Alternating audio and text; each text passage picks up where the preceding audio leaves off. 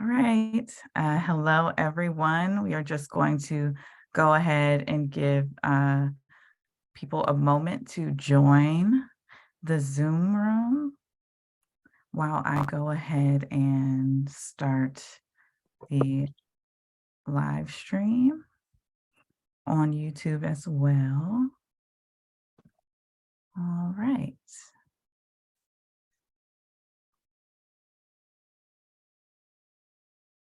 All right. Hello, everyone. My name is Morgan, and I'm an event manager with Politics and Prose Bookstore, and I'd like to welcome you all to PNP Live. Our noon event today is a special one. It is a joint event with the help of 30 plus bookstores, independent bookstores from around the United States. In order to keep the intro short, I will forgo naming every bookstore right now, but I will drop a link for each participating bookstore where you can buy a copy of The Twist of a Knife. You can ask our speakers a question this afternoon by clicking on the Q&A button at the bottom of your screen. And we will try to get to as many of those questions as we can towards the end of the program, but we apologize in advance if we don't have time to address your question. Also, there are auto captions for this event by hitting the live caption button at the bottom of the screen as well. Let me go ahead and introduce our guest for today. One of the world's most prolific and successful writers, Anthony Horowitz, may have committed more fictional murders than any other living author, working across so many media, from books to TV, film, plays, and journalism. Several of his previous novels were instant New York Times bestsellers. His best-selling Alex Rider series for young adults has sold more than 19 million copies worldwide. As a TV screenwriter, he created both Midsummer Murders and the BAFTA-winning Foyle's War on PBS. Other TV works includes Poirot and the widely acclaimed miniseries Collison and Injustice. His award-winning novel, Magpie Murders, has been adapted into a 6-part miniseries that's now on BritBox, written by Horowitz himself and starring Leslie Manville. It will be on PBS Masterpiece this fall, and he currently lives in London. Horowitz will be in conversation with Shari, Lapena, the author of 6 internationally best-selling thrillers, including The Couple Next Door and Not a Happy Family. All of her books have been on the New York Times and UK Sunday Times bestsellers list. 3 have been Richard and Judy Book Club picks. Her books have also sold in 38 territories. She currently lives in Canada. Let's give our guests a virtual round of applause. I always love virtual applause. I didn't hear anything, Shari, but I didn't hear anything. It was all virtual. It was virtual. Anyway, Anthony, it's so good to talk to you again. So good to see you again. I am a huge fan of your work, and I particularly love the Hawthorne series. It's one of my favorites of all time. So before we get started on The Twist of a Knife, which is the 4th book in the series, can you give us a little overview of the Hawthorne series for people that may not be familiar? Certainly, but first of all, Shari, I want to say how very kind it is of you to take time out to do this interview with me. And for those of you listening, I want to say that Shari and I have met quite a few times now at our literary festivals, and I am as much a fan of your work as mine. I think to produce a book as huge as your very first book and to continue a career when you weren't even going to be a writer, as far as I can tell from what you've told me in the past, you were, before you were writing, you were doing all sorts of, you're a lawyer and all sorts of other things. But it's wonderful to be talking to you because it's lovely to talk to a friend and to somebody whose work I so much admire. So I will now answer your question. Forgive me. Thank you. Hawthorne, where did he come from? I was asked by my publishers to do a series. This is the sort of the golden grail of publishing, which is where you have a main character who you meet many, many times, and a series of whodunits and murder mysteries. And looking at detective stories, particularly whodunits, which are of a sort of Agatha Christie, Dorothy L. Sayers, Ellery Queen style, I realized that every detective had been done. And so I began to think, how can I do a detective story in a way that is completely new and original? And I had this sort of weird idea. Suppose the author of the book, who is the cleverest person in the book, the guy who knows everything about the murder, the clues, the suspects, the red herrings, before a single word has been written, perhaps, supposing the author was the sidekick. And so I came up, because in a book, a sidekick is the most stupid person in the book. Or often, you think about Hastings to Poirot or Watson to Holmes, the sidekick doesn't know anything. He trails behind the detective and asks questions and is kept in the dark until the very last chapter. So in a way, he goes, the writer is the cleverest, the sidekick is the stupidest. And I thought, what would happen if you swap places? So I wrote a book in which Hawthorne, a private detective, hires me as myself, Anthony Horowitz, to become his sidekick, and more than that, to write about him, because he wants to split the profits of the book 50-50. So we form a very, very uneasy alliance, and there I am, sort of, not in control of my own novel, desperately hoping that Hawthorne will find a solution, because if he doesn't, there won't be a novel, and not having a particularly nice time, because Hawthorne is not a very easy character. He has political views with which I vehemently disagree, and worst of all, he keeps calling me Tony. Nobody ever calls me Tony, but he does. So that is sort of the setup. That's how the books began, and that is what the sort of books are about. Well, it's a wonderful setup. I love the whole, let me ask you this. How did you decide to put yourself as a character in a novel? Like, that's a very daring thing to do. You could have done it where you had an author sidekick that wasn't you. But you put yourself out there as the character. So that's quite daring, I think. But as I say, what that does, first of all, is it does turn the whodunit upside down. Because if you think about it, you know this from your books. If you write a clue, you're doing it quite deliberately, because the clue is, it points to who the killer is or what the secret is of the family or whatever it might be. But if you're inside the book, you don't know what the clues are to describe. So the whole writing process becomes completely different. Also, I was very keen to write about the nature of writing. For years and years, I had the idea of writing a book, a bit like Stephen King has done brilliantly on writing, or the other book, which has always been a great sort of, it's been my Bible, is William Goldman, Adventures in the Screen Trade. Wonderful books about the nature of writing. I'm fascinated by the whole idea of whodunits, about how they're written, how they're constructed, why people read them. Questions: why is a murder in the street disgusting and horrible and shocking, but a murder in a book is entertainment? These are the sort of things that I wanted to discuss. And by making myself a character in the book, it gave me a sort of a meta dimension that I could actually not only write murder mysteries, but write about murder mysteries. To anybody listening, I want to say very quickly, but these books still read as absolutely straightforward, hopefully twisty and turny, exciting mysteries with a solution that will again, hopefully surprise you. But they're done just from a different angle. And that's why I put myself in. Yeah, no, I think it's absolutely brilliant. And as you say, with the twist of a knife, it's the same thing. You've got your very ingenious plot, you've got all your suspects, you've got your lots of red herrings, you've got your Agatha Christie, angle to it all, and your great solution. But what I really love is that relationship between you and Hawthorne. So, you're always on the back foot, as you say. Hawthorne is always one step ahead. He's always looking at you sadly, like you can't find the clue. And I find that really, really entertaining and really fun.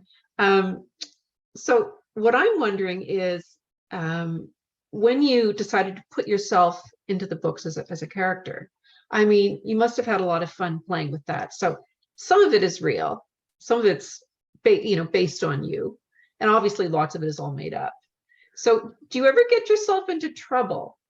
You've got, so it's interesting. So for instance, you've got that great scene in The Word is Murder, where you're in a meeting with Steven Spielberg and Peter Jackson, and you've written a script for them based on one of the Tintin books, and you apparently have done the wrong Tintin book, and they throw the script out, and then Hawthorne barges in, and he doesn't even know who they are, but he charms them without, even trying, and frustrating you. And then, what rises up in my mind is like, okay, some of that you've met Spielberg. How much Hawthorne's obviously a fiction. It must be so fun for you to take elements of your real life and just make stuff up. And it makes for a really fun read because we don't know what's, how much of it's made up. I mean, your wife is in there. So, I mean, I've met your agent. I know it's not Hilary Stark. And I love reading about Hilary Stark, but I know that she's not your real agent. But I've met your wife, Jill, and I know she's your real wife. And I know she's a producer. So it's very entertaining. Well, you're very kind, Shari, to say all that stuff. Well, first of all, my agent, just for what it's worth, since let's start with him, his name is Jonathan Lloyd, but at his agency, he is now called Hilda. Everybody knows him as Hilda. So I'm afraid Hilda Stark, fiction has caught up with him and demolished his career. You've pointed out a scene which I particularly enjoyed writing, although I was a little nervous about whether Steven Spielberg and Peter Jackson would take offense. And you'll notice that the chapter is absolutely full of how much I admire both of them.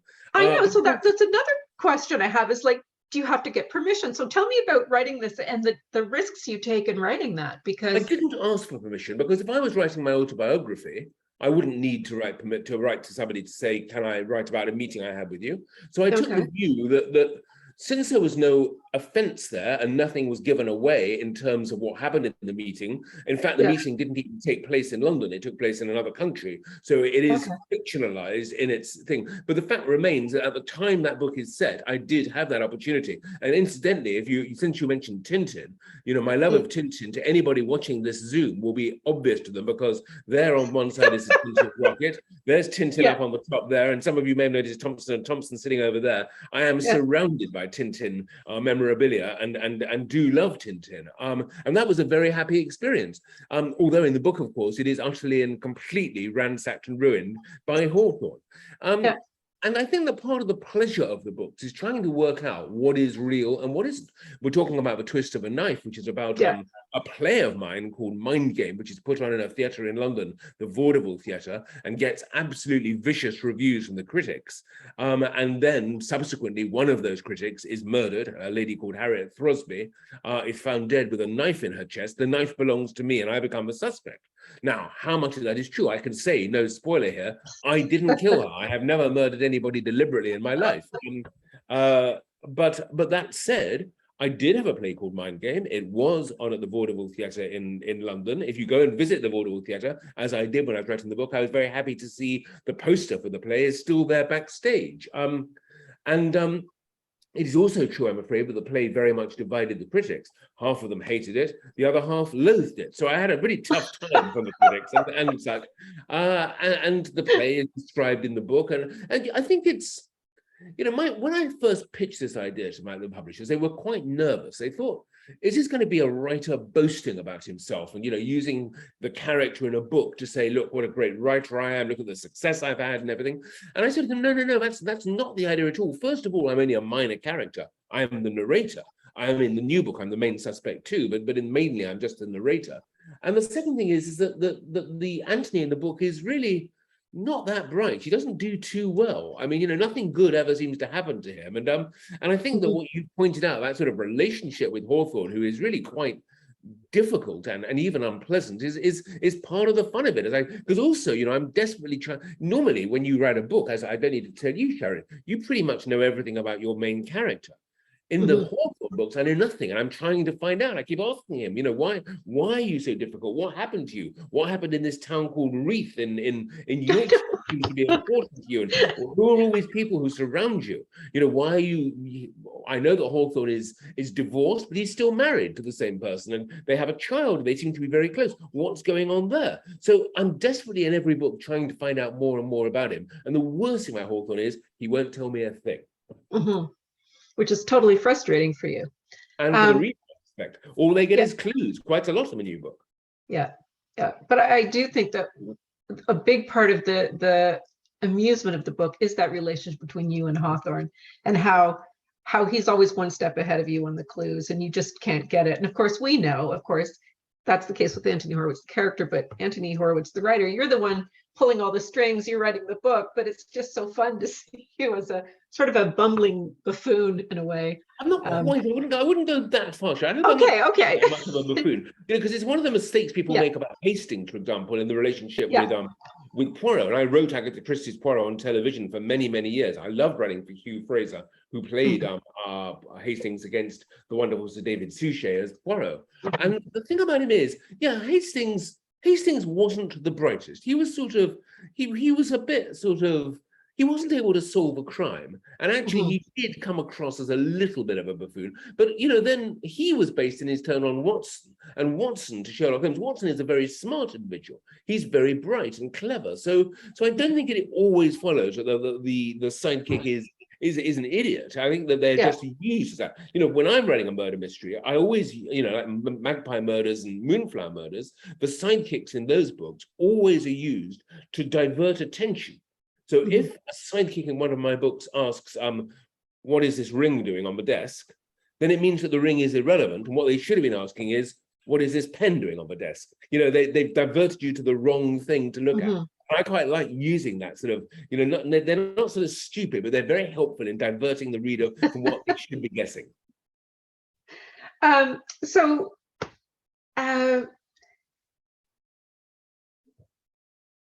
I wanted to ask you about, you know, in the books, you talk about writing a lot. That's one of the things you want to do. You talk about, you're very self-deprecatory in the books, in the case the writers. So for instance, you know, Hawthorne has a better relationship with your agent than you do.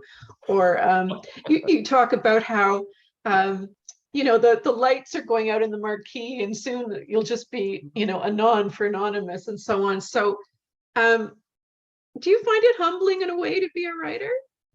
Or are you just having fun with it?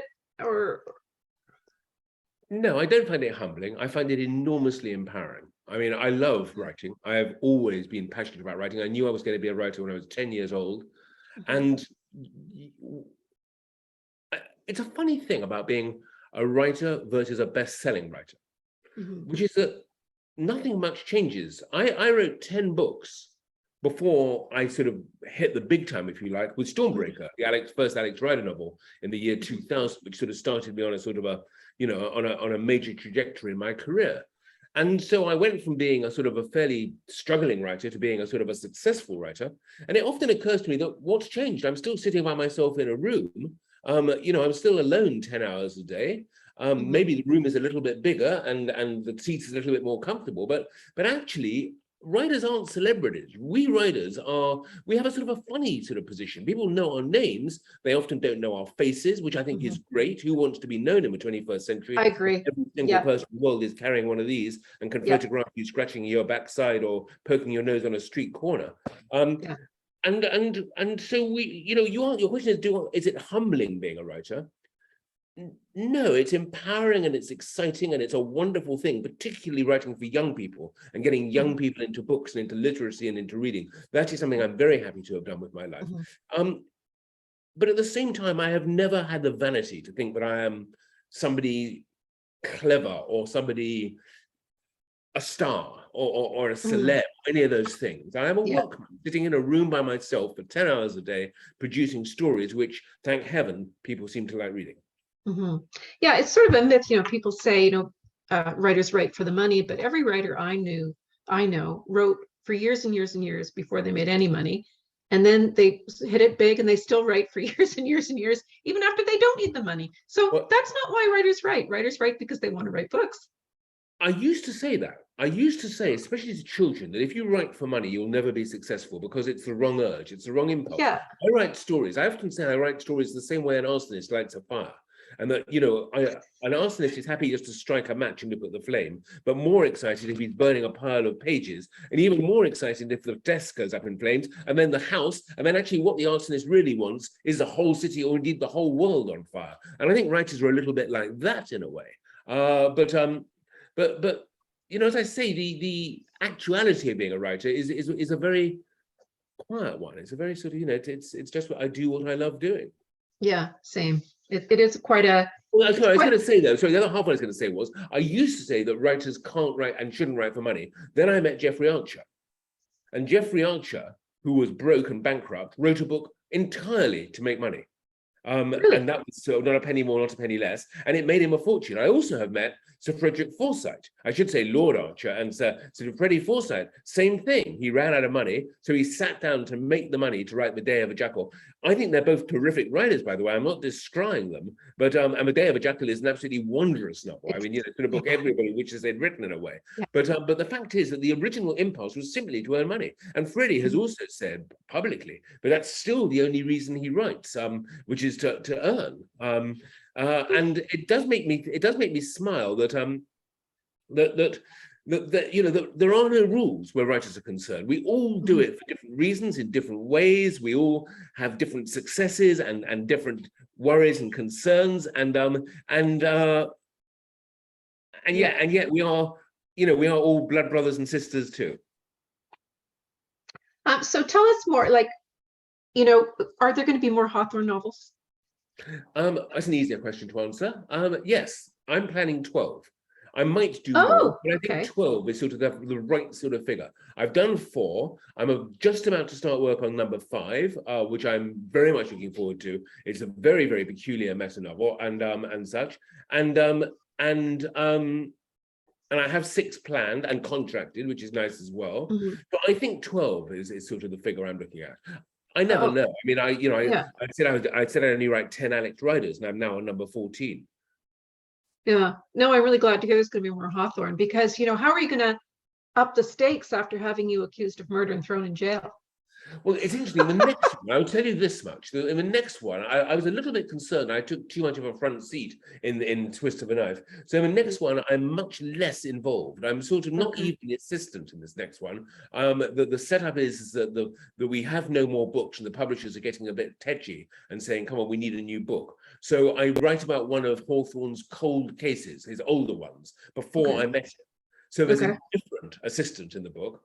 And the fun of this book is that Hawthorne and I argue about the writing of it from the first page to the last. He keeps on telling me I've made mistakes. That's not how it was, and you've missed this clue. And he said, you've got to mention the banana in the bowl on the table. And I say, oh, why, Hawthorne? What does it matter about this banana? He said, well, obviously, if the banana had gone off, that tells you who the killer is. I'm making it up as I go along, Shari, but that's a sort of inner dialogue that's going to go along in the background of this book. While even as it's being written, I'm trying to second guess Hawthorne. I've got lots of ideas for it. It's going to be a lot of fun, I think. This book. Oh, good. And it's set just around the corner from where I live, here in this Richmond, on the edge of London. Oh, cool. So yeah, you mentioned in it, The Twist of a Knife, you talk about how frustrating it is that Hawthorne's a cipher and you don't know anything about him, and how you really want to get to know more about him. So I assume we're going to get to know more about Hawthorne? Well, in The Twist of a Knife, we do get a lot of secrets coming out. So we've discovered a very interesting guy called Morton, who I think may have a large part to play in the future. Hawthorne, it now turns out, belongs to some sort of secret organization, and the house where he lives is part of that, and it's obviously an important part of his life. And I think in the next book I might very well go and try and find Morton and have a word with him. And I'm very, very keen to meet the wife, who first got me into this trouble by turning up at one of my talks and sort of cajoling me into taking on the Hawthorne novels. So yes is the answer to your question. In the next book, in this book we learn a certain amount, and in the next one we'll learn even more. But what happened in Reeth all those years ago, and what turned him into himself, that I think you have to wait for book 12. I was figuring that would be the big thing at the end. What happened in Reeth? I have another question about, you've done so many books that you've turned into film or TV. I loved the Magpie Murders on the BBC, by the way. I did finally get to see it. It didn't show in Canada properly when it was supposed to show, but I managed to see it. Loved that show. Are you going to adapt the Hawthorne series for TV? And if so, are you going to play yourself? And what would that be like? Are you an actor or? Lots of things to answer there. First of all, the quick answer to the last question is no, I would never play myself. I can't. It would be a disaster. I think, I do turn up in my own TV shows. I've been in Foyle's War. I've seen you. I saw you in Magpie Murders. Magpie Murders in the cemetery. I do like making an appearance. So it is possible that I will do a speaking brief appearance to get the meta quality of it aside. I have this idea that if we were to do the Hawthorne novels, I would meet the person playing me at the very beginning of the show. So I'd actually have a moment like sort of on screen backstage. Because I think that what we're going to have to do is, these are books about books. So if it was a TV series, I'd make it a TV series about a TV series. So it needs to move out of the world of publishing and into the world of TV. And I would be there both as an exec producer. My wife, Jill Green, could very well make it. She made Foyle's War and Midsummer Murders. But it's early days. Will it get made? I don't know, to be honest with you. No one has. I've had a couple of nibbles of interest from producers, but you know how it is in the current industry. It's sort of, it's a weird thing that despite the sort of the explosion of platforms, Netflix, Amazon, Disney, and all the rest of them, Apple, et cetera, it actually seems more difficult for writers to sell their books and to sell their scripts than it was before. And the reason for that is that in the old days, I could go to the BBC and ITV, knock on the door, have lunch with the head of the whole thing and say, hey, how about a detective series set in the Second World War, which is incidentally what happened. And that was 16 years of Foyle's War as a result of one lunch. Nowadays, the person I'm talking to is on the other side of the world, may not have a name, and I don't even know what they're looking for anymore. What is the zeitgeist? It's very, very hard to know. But that said, I think it might happen one day. And as to who will play me, we might check George Clooney's availability. You tell me. I think that would be a good choice. Be a good choice. Well, we'll see. One thing that came out very strongly in The Twist of a Knife was your love of the theater. So obviously we know you've written plays and so on. Can I ask about your collaboration with Ragnar?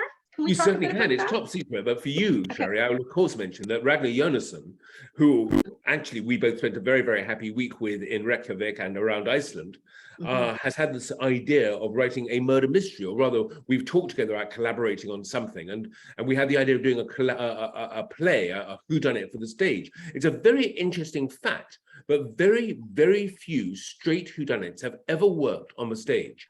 In fact, the only one I can really think of course, is The Mousetrap. There have been spoofs, Sleuth, for example, or Ira Levin did Death Trap, which is enormous fun as well. But they're sort of both taking the mickey out of plays and out of theatre. So to do a straight whodunit on the stage is quite a challenge. But then we came up with an interesting idea, something that hasn't been done before. And I thought, wow, that's quite worth exploring. Ragnar, incidentally, works incredibly fast. You throw something at him, and 5 minutes later, he's got the entire thing worked out in his head, and no need to talk anymore. It's ready. I'm not like that. I really, really need to structure and think and plan it. So it'll be an interesting collaboration. One of us might well end up murdering the other. I don't know which way around it will be. I'd like to see that TV show. The two of you working together. So what did you say the name of it was? Of the play? Yeah. I didn't say it was. We haven't got it yet. We don't have a name. You haven't got it yet. Okay. So I want to know when that's written and when we're going to start I'll fly over to London and see it. He's coming to Richmond in January for a week, and then I should go to Reykjavik for another week, and so we'll do it, on the thing, and then we'll see. I mean, we live in very, very difficult and uncertain times. The theatre in England is in a difficult place. Will it happen? I don't know. I'm going to see. Excuse me. Thank you. Yeah, they are very tricky times. Very tricky times. It is very, very worrying. Yeah. So you've done a lot of novels. You've done a lot of screenwriting. Do you have a preference? Does one of them? Do you enjoy one of them more than the other? I love all my writing pretty much equally. I love writing. I love it, and I don't even when I'm writing. Have you adapted any of your own work, Shari? I have not, and I've been asked about that, and I'm actually starting to wonder if maybe I should learn how to do that. But they're very different skills, are they not? But if you understand story, it should be. They are different. I have not adapted, especially in murder mystery. Doing a murder mystery on TV and doing one in books is a very, very different world. I don't want to outline the difference. I'll go back to your question of which I prefer. I think that by and large, I'm happiest and most comfortable writing novels because everything is mine. I control the world, and I don't need to worry about budget, about actors, and about my wife Jill Green, who's going to produce it and tell me the scene's too expensive, and such. And also, there is a certain sort of security in writing books because I'm a brand. As an author, I'm a brand. As a screenwriter, I am an employee. There is a difference, and so. Of all the work I've done, funnily enough, the work I'm probably proudest of, I've said to you, I love all my work equally. I love writing. I'm not saying it's all genius and brilliant, but nonetheless, I have enjoyed it all on the same level. But it's the Alex Rider books because I'm writing one at the moment. This is it here in front of the screen. I was just working on it before we began the talk. I think that I meet so many people now that I'm so old, who are in their 20s and 30s, and they're often working in the media. Some of them are writers, some of them are in television, some of them are just in a world, some of them connect with me through they might be doing the lighting when I'm doing an interview. And they come to me and say, when I was 8, I read your books. And that's got My me kids read your books. Well, that's what I mean. And they're probably quite getting on a bit now. They must be, that must be out sort of, teenagers or something. So, Mid-20s, yeah. Well, they are. And just to have had that, I always put it like this. By accident, I have been one molecule in the life of a great many young people. And that molecule has been a benign molecule and has helped.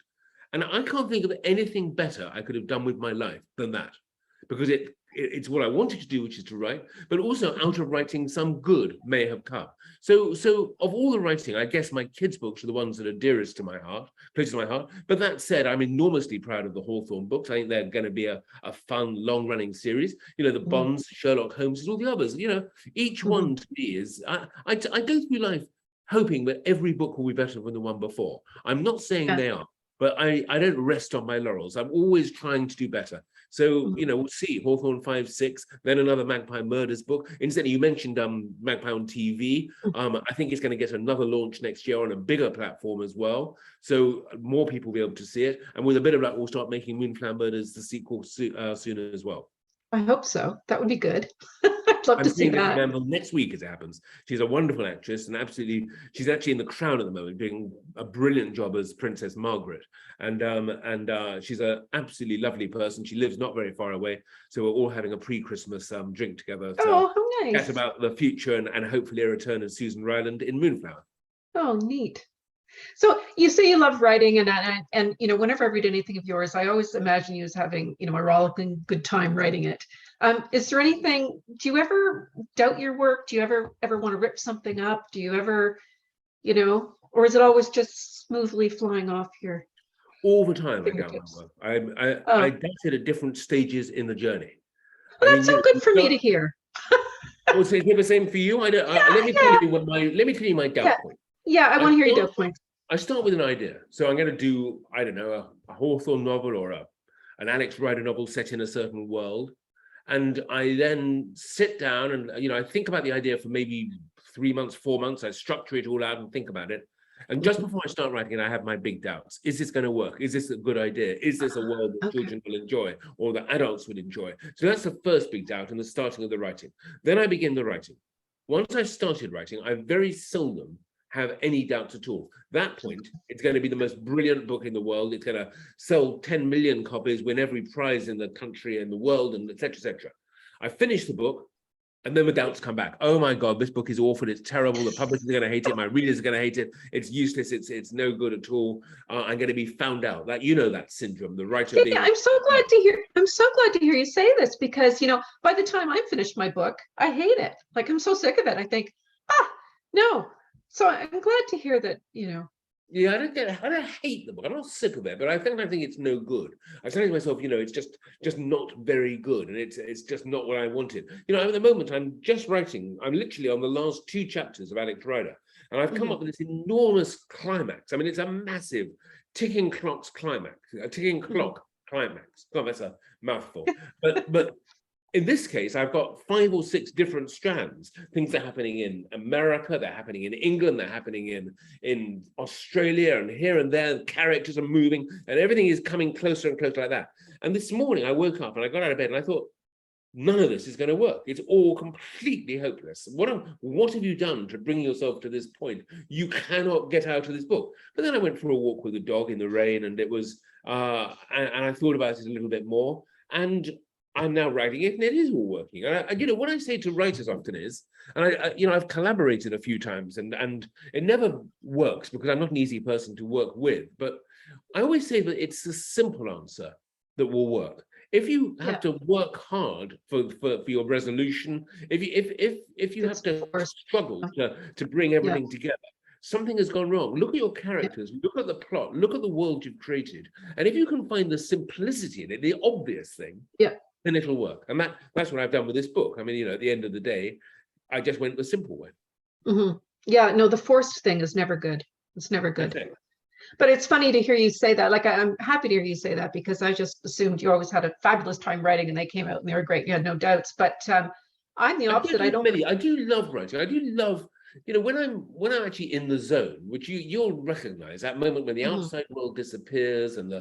the unpaid bills you forget about and the slight row you've had with your wife or partner the night before vanishes, and you're just simply in the world of the book, Mhm. and you are. I always liken it to being jumping into a fast flowing river, where all you can do is just swim with the current, avoid the Mhm. bulrushes and the boulders and the sharks and the piranhas, and just go with it, like or down a flume in an amusement park Yeah. where you're carried through it.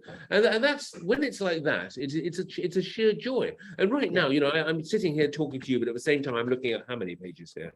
I've just typed up page 153 of this book. And just to have done all that, to have it all here in front of me, here it is, and it's so much of it. And it's lovely. It's your baby. It's my thing. I didn't say it, I didn't. So let me ask you, editing, pain or pleasure? How do you feel about editing? Do you mean editing myself or being edited by my publisher? Being edited by your publisher. Like, obviously you really enjoy writing, and then when the editing process starts, how is that for you? I don't like the editing process a lot. I'll tell Me you why. either. The one I really dislike is the copy editor. The copy Oh. editor, there's Anthony, this chapter finishes at 7:14 in the Bahamas with Alex Rider walking into the sunset, but actually it's March, so the sunset wouldn't have happened until 8:25. And you just want to sort of, the whole dream sort of cracks and breaks in your head, or Yeah. something like, or something like, Anthony, this character that you've got appearing in chapter 23, you murdered them in chapter 16. So how come you've forgotten they're still alive? So it can be just something that the copy editor is too clever, or I'm too stupid. But I do find the copy editing process quite tough. I also find the editing process difficult, particularly in this world of woke and PC sort of extremism, whereas I tried so hard not to cause offense in my writing, but sometimes, I'll make no secret about the twist of when I've had to have a sensitivity read because one of the characters is a Native American. And I just had my first sensitivity read. I've never had one before. And the sensitivity read, I'm not opposed to these things, Shari. I'm not opposed to woke. I'm not opposed. I think it's right that we should be aware of each other's interests and ethnicities and backgrounds and histories and it is not the job of the writer to cause offense. But at the same time, I do find nowadays that it is very easy to fall foul of a sort of a new rigorousness, of a new refusal to accept anything other than a certain narrow view of life. And I find that quite difficult. There's a character in this new Alex Rider book I'm contemplating. It's a character in a game. It's got a computer game in it. Now, I wanted an animal that had a sort of a peculiarity. So I came up with the idea of a blind hedgehog. And the idea was there'd be a little figure sitting in a chair with little black glasses on and spikes, and it makes me smile. I was brought up on Beatrix Potter, Mrs. Tiggywinkle. So then I thought, well, hold on a minute. Is that a causing offense? Is the word blind a word now that we can even use anymore? Do I have to have a visually impaired hedgehog? And if I'm doing it with a sort of a smile attached to it, am I causing offense to people who and again, I have to hesitate now. I'm about to say who have a handicap or a disability. I'm not sure either of those two words are used anymore. Because, it is no longer a handicap necessarily to be different. So that sort of thinking, and it's not the thinking that bothers me. I'm happy to adapt to a modern age, and I'm happy to try and understand the new sensitivity. But I do think that it doesn't help writers to have to constantly check themselves. Their shoulder. Yeah. All right. I have to stop you there and go to the questions because I was supposed to do that 2 minutes ago. So question number 1. We loved Foyle's War. Can you talk a little bit about how it came about in the making of it? That led us to reading your books. Have a long way to go. All right, you're going to have to be I've got a few questions here. So, I'll be brief, Shari. I apologize for talking so long on that last question. Foyle's War, I've already mentioned, but lunch with the head. I had a nanny who was in the war. My nanny, I was born in 55. My nanny lost her fiance in the Battle of Britain. She used to talk to me about the war all the time. I grew up with the war. I was born in Stanmore, which is where the war was won. It was the head of Bomber Command. The RAF were there.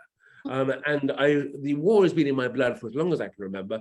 And Foyle's War came about because I wanted to write a murder mystery series where the murders were less relevant than the world in which they took place, in which they weren't really about murder at all. My favorite episode of Foyle, which is called The French Drop, doesn't even have a crime in it. There's no crime committed in the whole episode. And yet, nonetheless, it is a murder mystery story.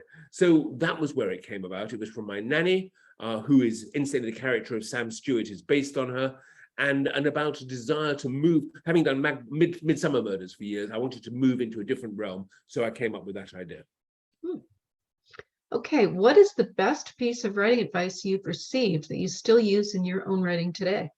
William Goldman. I mentioned him in the as having written a book called Adventures in the Screen Trade, and the 3 words that I remember him saying, which are from that book and which stay with me in my life: nobody knows anything. When you're writing, you don't know if you're writing the biggest hit in the world or the biggest turkey. You don't know whether you're going to make £1 million or you're going to be fired. You just have to believe in yourself, go with it, and hope for the best. And at the end of the day, when a publisher says to you, Anthony, chapter 6 is too long, you may take their advice and you may rewrite chapter 6, but you also have to remember that nobody knows anything. You are as likely to be right as they are. It's an interesting, those 3 words have been the pedestal on which I have built my career. It's a lot of faith, isn't it? Writing. A lot is done on faith. Self-confidence, self-belief, love of what you do. And as you said, I think it's not about a desire to be famous or to make money. It's a desire to tell stories in the best way you can. Right. My husband and I are loving Magpie Murders on PBS. Will there be a Moonflower Murders adaptation show as well? And I think you talked a bit about that. It's looking extremely likely. I will report back after my dinner with Leslie. Great. Okay. And thank you, by the way, for enjoying Magpie Murders. It was a wonderful show to work on. And I have to say that the 2 heroes of that show, 3 heroes, there were so many. My wife, Jill Green, who actually managed to get me to adapt the scripts properly. It took me a very, very long time to get it right. If I'd listened to at first, I would have saved a year of my life. But nonetheless, that's how we work. Wonderful direction from Peter Cattaneo. I mean, he is the best director I think I've ever worked with. He made a show called... God, what was his show called? The Full Monty? Is that Peter Cattaneo? Anyway, it's one of the greatest British films ever made. And of course, Leslie Manville. I couldn't have asked for a better cast. I was so happy. It was so clever, the drifting in and out of the 2 timelines in that show when you're going back and forth. It was so subtly done. That was my wife's input. That was her idea. Oh, yeah? Question. Because congratulate Jill for me. I thought that was really Leslie Manville in from the very beginning. In the book, she only turns up on page 250, but you can't have your star waiting until episode 4 to show up on the screen because people would have stopped watching. So as soon as we knew Leslie was going to be in it from the start, then it meant that her story, set in the modern day, would have to go side by side with Atticus Punt's story, set in 1955. And so suddenly we had these 2 time periods running together, which meant that we could jump from one to the other with ease, which is what we did. Yeah, it was cool. And I loved the actor who did Atticus Punt. Oh, Tim McMullen, he's coming to dinner as well. And I work with him. Anybody who's watching this may recognize him from Foyle's War. He did 3 seasons of Foyle's War with us. Lovely actor. So I'm going to go let the dog in because he's barking and spoiling. Yeah.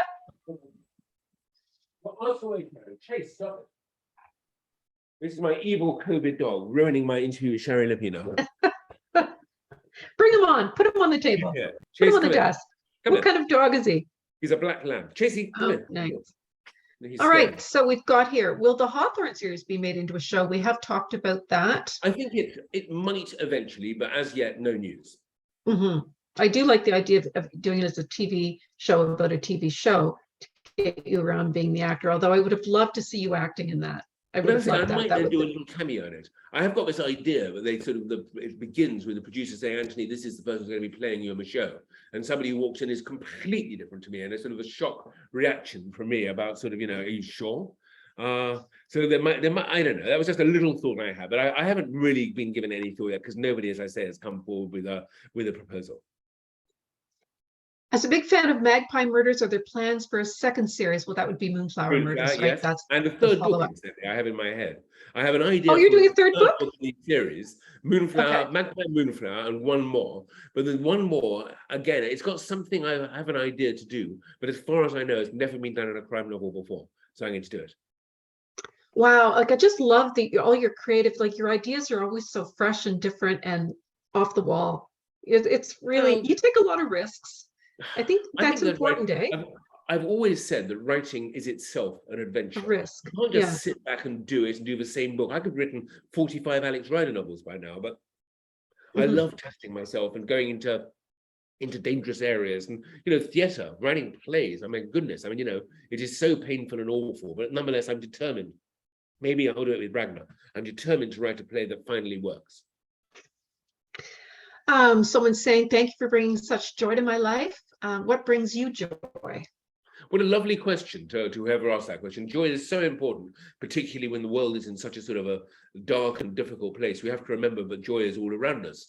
What brings me joy? My children, obviously, my sons, 2 of them, my naughty dog who just barked, but really walking with my dog is my greatest pleasure in life. I live next door to the River Thames here, and I go out there and I walk with him and look at the birds and the ducks and the water and the boats, and I feel complete happiness. Walk and my wife, I think family and location and writing, of course. I have a lot of joy in my life. I'm very, very lucky.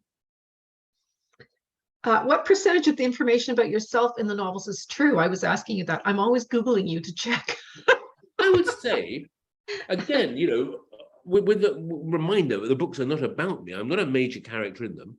I would say that the content is around about 70% true. Quite high. That much? But the truth, yes, Okay. but the truth is Okay. then twisted. It's always twisted. Yes. So, for example, although The Twist of a Knife is about a play called Mind Game, the actual play that it was based on, or should have been based on, was a play I wrote much later called Dinner with Saddam, which also was equally hated. And Harriet Throsby could quite easily have been the victim of that second play. But the trouble with that was there were too many characters in the play for the book to work. So I flipped the 2 plays round and pretended it was a modern version of Mind Game. So that's a case of it's true, I did write Mind Game, but it's false, I did not write Mind Game in 2015. Okay. And you've mentioned this, but how does the Anthony character relate or compare to Watson you mentioned earlier? I think I'd like to think that, look, I've written 2 Sherlock Holmes novels. I revere the work of Sir Arthur Conan Doyle. And I always say that what is so wonderful about the Sherlock Holmes novels is that it depicts the greatest friendship in British literature. The friendship between Holmes and Watson is really an extraordinary and a very precious thing. And the books only work because of it. Sherlock Holmes is not a particularly attractive character. He's aloof, he's difficult, he takes drugs, he's very untidy, he has no conversation, he doesn't really go to the theater or to music. He's a very narrow focused man. But we love Holmes because Watson loves Holmes. And there are moments in the stories, in one of the stories, Watson gets injured and Holmes immediately breaks down. I mean, are you all right? What's happened? And you realize that Holmes, in his own way, the Edwardian Platonic way, loves Watson. So it's this wonderful friendship. And I couldn't compare my relationship to Hawthorne to that on many counts. First of all, I don't have Doyle's genius. But secondly, I sort of like Hawthorne. And I think with every book that passes, I like him more. But love, I think we'll have to wait to number 12. Got a ways to go. Yeah. How do you feel about Magpie Murders, the series, versus Magpie Murders, the novel? Well, I think what is great about them is they're very different. At the end of the day, we put an awful lot of new material into the book, particularly about Leslie Manville's character, Susan Ryland, her past, her relationship with her sister, her relationship with her father. That doesn't really appear in the books because, once we had an actor of Leslie Manville's renown and her talent, it felt ridiculous not to put her in every scene. She's so wonderful, to give her material to use. So that led me to drop characters out of the book, which would have been too complicated anyway. There were too many of them. and to focus more on the real people, which I think is why the series works so well. So the answer to the question, which I think is which not so which do I prefer of them, but the relationship between them. I'm just proud of the fact that you can read the book and enjoy it on one level, and see the TV show, and even though you will know who did it, we didn't change that, you can still enjoy many other things on a different level there. Okay, for Anthony, are you involved with the audiobooks of your novels? The narrators for the Magpie books were brilliant, but the narrator for the Hawthorne books struggled with his portrayal of women in the first 2 novels, and then dramatically improved for the 3rd book, A Line to Kill. Is this something you pay attention to? Well, I'm not sure I entirely accept that criticism. You're talking about Rory Kinnear, who does, I think, an absolutely wonderful job on the books. I think it is fair enough to say that as he's gone with them, he's now done 4 in a row. He has relaxed into them more because he now knows me so well. I see him occasionally and we talk, and I am very much beholden to him, but I don't have any input. No, I don't have any involvement as a producer or anything of that sort. I don't go to the recordings, and I hear them for the first time when you do. Well, you wouldn't have the time. I love your books. Thank you. My question, it just jumped. My question to either of you, do you have stories in your head all the time, or do you have a theme that you work from and then figure it out? Why don't you answer? Oh boy. The hardest thing for writing for me is coming up with an idea. That's actually, I suspect that's not your problem at all. But for me, I'm always flummoxed because I worry about finding an idea that's original and hasn't been done to death already. So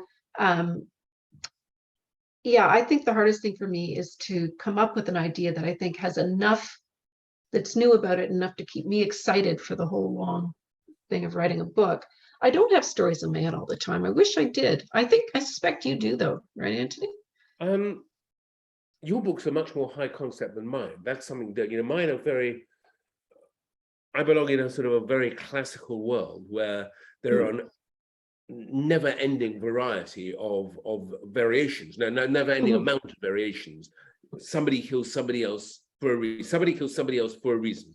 It's so simple, but actually you can go 100 ways with that, and who those 2 people are and the reason for the murder. So I do have a lot of ideas in my head all the time. I mean, I'm always 3 or 4 books ahead of myself. Ideas fall on me as I walk the dog, and as I sit here at my desk, and it's a question of finding enough time to write them all. I mean, that's my sort of my headache, but not a headache. I love everything about my work, but I have a lot of ideas. Yeah. I would actually like to be more like that. I get one good idea a year, and that's just about it. I had 3 books published this year, Shari. So I mean, it's sort of that's slightly crazy, but I mean, it was sort of COVID backup. But I had a Bond novel, With a Mind to Kill, my 3rd final Bond novel, Twist of a Knife, which is a 4th Hawthorne, and I did a Diamond Brothers book, which I don't think is actually around in America or Canada. The Diamond Brothers are 2 of my other characters that I've written about for a long time. They were always all the books are film pastiches. So the first one was called Falcon's Malteser, instead of the Maltese Falcon, and then a Malteser instead in England is a malted milk ball. We have those here. The recent one is called Where Seagulls Dare. If you know the Clint Eastwood, Richard Burton film, one of my favorite movies when I was a boy. Turned into a diamond. So it's lovely to meet old characters that I haven't written about for a long time. So that's why I did it. Will there be a sequel to Moonflower Murders? I think you said there will. I mentioned I have a 3rd one in my head. Yep. Do you have a title for that one yet? No title and not much plot. I have an idea. Who comes up with your titles? Is it you that comes up with your titles? I come up with the titles, although sometimes the publishers fight me and make me change them, and I don't always agree, although I generally tend to do what they want, because I always say the publishers know, and that it's their job to know what will sell. But I find titles sometimes difficult, I must be honest. Sometimes I'll get a title long before the book is written, but sometimes I struggle to find them. The first Bond novel, Trigger Mortis, took me a long time to come with that title, and it's interesting how it divided people. Some people loved it, some people hated it. Puns do that to people, Trigger Mortis, and but I like that title. And With a Mind to Kill, which is the last Bond novel, I wanted to call it the Inhuman Element, which is actually an original Ian Fleming title. Somerset Maugham wrote a novel called The Human Element, and Ian Fleming had the idea of doing a Bond novel called The Inhuman Element. And I thought it was a great title to describe sort of the Soviet Union in 1963 and the sort of coldness and the barbarity and the sort of, brainwashing, etc., inhuman. But I was talked out of it, and I'm not sure. With A Mind to Kill, which would you prefer, Shari? I think with The Inhuman Mind to element? Kill definitely says Bond more than An Inhuman Element does. Even though the inhuman element is actually the Ian Fleming title. Yeah, I think it just, All right. That's what they yeah, said. And in the end, I yeah. agreed, but I still wonder. Will you be writing another Susan Ryland book? Yes, we've already Yes. answered that one. A bit confused. Do you write because you love doing it or for the money? Your discussion I of think Jeffrey we've Archer. answered that one lots of times. I don't do it. I've only in my life written for money once. I took on a job running a TV show because I wanted to buy a house, and it was offered to me. I didn't think the TV show was going to be great, but nonetheless, it was going to pay very well. And I had the most miserable 6 months of my life writing it. It was just awful. And I remember saying to Jill, I was engaged to her at the time, I should have not taken it on because, the house will be tainted simply because of the misery of this series that I've been working on. Yeah. But there you go. I mean, you put it down to experience and move on. But I think I'm still of the view that money, it's easy enough to say it when you're getting it, when your books are selling and you are, a best-selling author, to say, oh, the money doesn't matter. It even sounds a little bit pompous. Of course, money is important to be able to look after my children, to have a nice home, but that is still not the motivating factor. So I value money. I don't strive for it. I've got quite a few questions here, and I'm sorry, we have one question left. Time for one more question. I'm going to go with, how do you approach something like the Bond Ian Fleming estate work, since Fleming's notes are from such a different era in so many ways? And is there any other writer's estate that you would love to work with and keep that character going? Well, I've done Doyle and I've done Fleming, and there is something else I would do, because I think that these books I'm proud of them, I love doing them, but they are not my core work. My core work is now Hawthorne. The Ian Fleming estate was delightful. They were very, very easy to work with. So was the Doyle estate. I have actually worked with the Doyle estate a second time. There's a book coming out next year, which I am a co-author on, which is in the world of Sherlock Holmes. And the estate was very, very helpful and friendly. And the only reason I write these books is that these were the books that got me writing as a boy. I remember reading Dr. No when I was 11 years old and being blown away. I remember seeing Sean Connery in that first film, the same one, Dr. No, the first film made. I remember reading all of Sherlock Holmes in my late teens and loving those books. It is the love of those books that when you're invited to then spend 6 months of your life in the world of those books, how can you refuse? But I've done my work on both of them. And I think from now on, I'm going to stick to myself and my own work. Sounds good. I've got 1 o'clock. I've got 6 o'clock. Time for me to go and cook my supper. Yes. Yeah. Before you all go, we would love to hear what you all are reading. Okay. I am absolutely loving, just finished this one, Robert Harris, Act of Oblivion. It's a really, really good historical novel about a British politician, I guess you would say, going after the people that killed King Charles I. So my huge recommendation on this one. I loved it. And I can say to Shari that I totally support that. I read it. I think Robert Harris is a wonderful novelist. I think that's his best novel, certainly since Fatherland. I can't wave my book at the camera, and I'm afraid you can't buy it until next year. But I've just finished reading Liz Nugent's new book called Strange Sally Diamond, which is a very, very dark thriller that takes you to some very uncomfortable places with a central character who is, to say she is flawed is an understatement. She is like nobody you've ever met. And this book, I think, will be the book everybody will be talking about next year, unless that is Shari brings out a new one herself. Well, I have to agree on this Strange Sally Diamond. It's a brilliant book. And I was just thinking she's going to be getting a sensitivity read for sure on that one, I would think. I think so, yes. Anyway, it's a brilliant book. I have it here somewhere, but I don't know where. Bright green cover. Bright green cover, yes.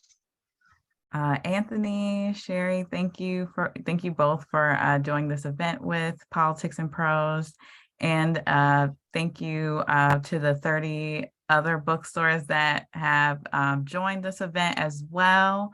Thank you to the audience joining us today, taking the time out of your afternoon or evening, wherever you are across the United States, to listen to this discussion.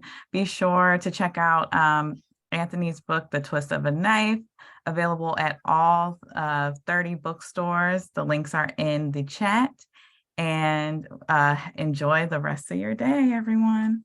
Thank you very much. you. Thank you, Shari. Thank you, Anthony. It's been great lovely. speaking Bye. to you again. Have a great day tomorrow. You too.